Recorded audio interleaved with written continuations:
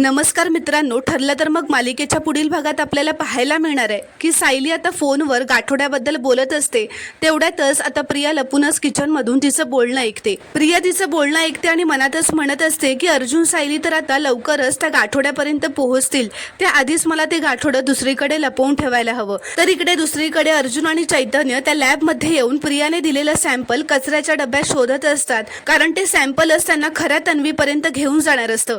तर इकडे घरी या प्रियाने आता सायलीला त्रास देण्यासाठी तवा गरम केलेला असतो आणि तो किचनमध्ये खाली फरशीवर ठेवलेला असतो, जेणेकरून सायलीचा पाय त्यावर पडेल आणि सायलीला इजा होईल.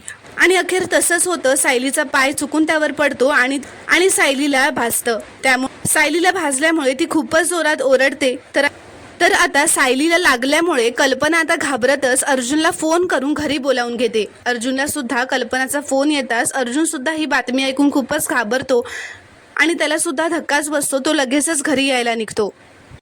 तर मित्रांनो, खरं तर हा प्रियाचाच प्लॅन असतो. प्रियाला अर्जुन आणि चैतन्यला त्या लॅबमध्ये शोधाशोध करायला द्यायची नसते, म्हणूनच तिने हा प्लॅन केलेला असतो, जेणेकरून अर्जुन आणि चैतन्य लगेचच घरी निघून येतील आणि त्यांची शोधाशोध थांबेल.